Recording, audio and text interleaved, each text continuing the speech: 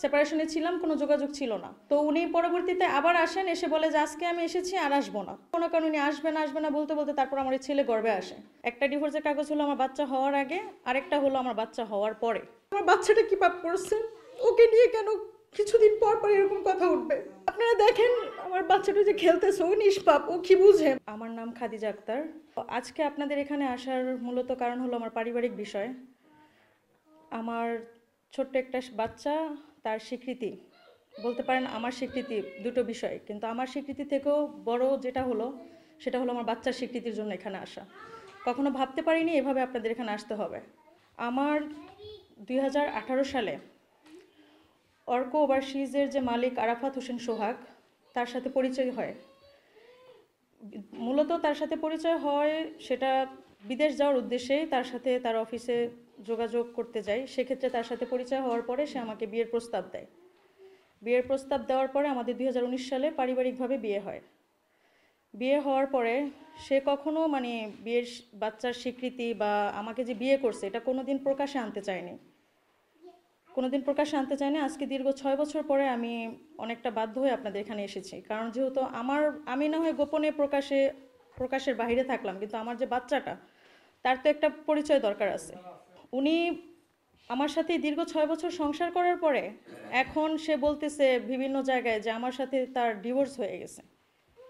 তো ডিভোর্স হয়ে গেলে একটা মানুষ কীভাবে 6 বছর সংসার করে? এবং তার আগের যে ওয়াইফ ছিল, সেই ওয়াইফকে দিয়ে দুইটা ডিভোর্সের কাগজ আমার এখানে শো করায়। একটা ডিভোর্সের কাগজ হলো আমার বাচ্চা হওয়ার আগে, আরেকটা হলো আমার বাচ্চা হওয়ার পরে। তো একটা মানুষের কতবার বিয়ে হয় আর কতবার ডিভোর্স হয়? দয়া করে আপনারা সবাই আমার কথা বিবেচনা করে না হলো আমার বাচ্চাটার দিকে তাকায় হলো এটার একটা সমাধান করবে, যাতে আপনাদের সহযোগিতায় আমার বাচ্চাটা তার পরিচয় পায়। উনি বলতো ওনার প্রথম স্ত্রী অসুস্থ, তো বরাবরের মতন উনি অসুস্থ থাকে, সেজন্য ওনার দ্বিতীয় বিবাহ প্রয়োজন। হ্যাঁ, তো দ্বিতীয় বিবাহ প্রয়োজন, সেজন্য সে আমাকে বিয়ে করে। আর ওনার সাথে আমার পরিচয় হয়েছিল মূলত বাহিরের বিষয়ে, আমার ভাইয়াকে বাহিরে পাঠাবো সেই বিষয়ে ওনার সাথে কথা বলার জন্য অফিসে গিয়েছিলাম, সেখান থেকে পরিচয়। আপনি কি জানতেন যে তাদের বিবাহিত জীবন আছে আগে? হ্যাঁ, জানতাম। তাহলে তার সাথে এই পরিণয় যোগ উনি বলছে ওনার দ্বিতীয় বিবাহ আমাকেও যদি না করে উনি অন্য কাউকে হলেও করবে, ওনার বিবাহ প্রয়োজন। এবং আপনারা যদি প্রমাণ দেখতে চান আমি সমস্ত প্রমাণ দেখাতে পারবো, ওনার SMS, ওনার কথা, সব কিছু। প্রথম বাচ্চা আমার নষ্ট হওয়ার পরে ওনার সাথে আমার কোনো যোগাযোগ ছিল না। হ্যাঁ, সেপারেশনে ছিলাম, কোনো যোগাযোগ ছিল না। তো উনি পরবর্তীতে আবার আসেন, এসে বলে যে আজকে আমি এসেছি আর আসবো না। এরকমই অনেকটা কথা বলতে বলতে মনে করেন উনি আসবে না বলতে বলতে তারপর আমার এই ছেলে গর্ভে আসে। যখন আমি ওনাকে জানাই তখন উনি আমার এই বাচ্চাকেও নষ্ট করার জন্য আমাকে ওই যে মতিঝিল ইসলামিয়া হসপিটাল সেখানে নিয়ে গেছিল। তো তখন ডাক্তার যখন বলে যে আপনার কিছুদিন আগে একটা বাচ্চা নষ্ট হয়েছে, এখন যদি আবার এই বাচ্চাটা নষ্ট করেন তাহলে আপনি কখনো মা হতে পারবেন না। তারপরে এক প্রকার ওনার সাথে জোর জবরদস্তি করে আমার বাচ্চাটাকে আমার দুনিয়াতে আনা। আমার এখানে মূলত টাকা পয়সার কোনো প্রয়োজন নেই, আল্লাহর রহমতে আমি যথেষ্ট স্বাবলম্বী। আর ওনার টাকা পয়সা দিয়ে আমি সংসার এই জীবনে এই পর্যন্ত চলি নাই। এখন আমার টাকা পয়সার বিষয়টা আমার সাবজেক্ট বাদ দেন, কিন্তু আমার বাচ্চা কি করছে? আমি মূলত এখানে আসার কারণ হলো ওনার ওয়াইফ কিছুদিন আগে আমাকে ফোন করে বলে যে আমি যদি বেশি বাড়াবাড়ি করি তাহলে আমার বাচ্চার যে ওয়ারিশনামা সেটাও তো থাকবে না এবং বাচ্চার কোনো পরিচয়ও থাকবে না। বেওয়ারিশ হিসাবে আমার সন্তান বড় হবে। আমার কাবিন 2 লক্ষ টাকা ছিল। এখন মূলত আসার কারণ হলো যে সে বলতেছে যে তার সন্তান হলেও সে তার কোনো অংশীদার পাবে না, আমার বাচ্চার কোনো পরিচয় হবে না, আমার বাচ্চা নাকি বেওয়ারিশ হিসাবে পরিচিত হবে। মূলত আমি এটার কারণে এখানে আসা। সে তো বসবে না, সে তো বসার জন্য সে বলে যে ডিভোর্স হয়ে গেছে, আমি এখানে কি বসবো?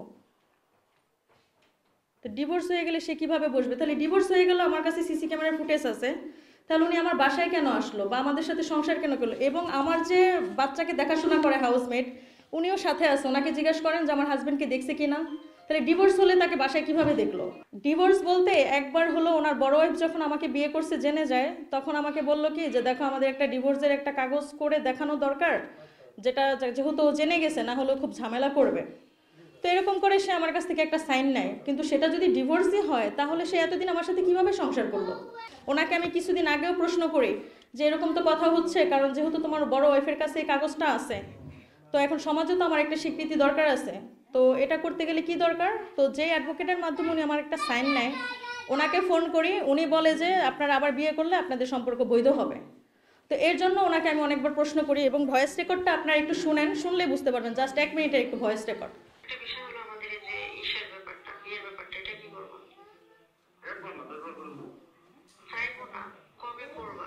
আমি লাইফে 2024 সাল যাওয়ার পরে 25 সাল আমি নতুন করে আমি আর কোনো ঝামেলা রাখতে চাই না, আমার ডাইনে ভাই আমি কোনো নেগেটিভ চিন্তাও রাখতে চাই না।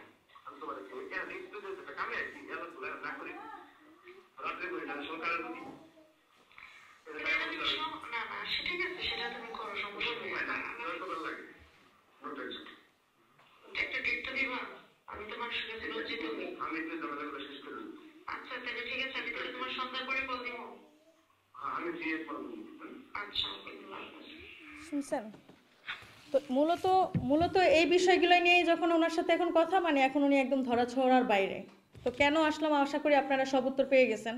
আমি এখন চাই উনি আমার বাচ্চাটাকে নিয়ে যে সমস্ত কথা উঠে যে আমার এই বাচ্চা অবৈধ, কিংবা আমার বাচ্চার কোনো পরিচয় থাকবে না, আমি শুধুমাত্র এটাই চাই, সে আমার সাথে সংসার করুক বা না করুক, আমার বিন্দু পরিমাণ কোনো আফসোস নেই।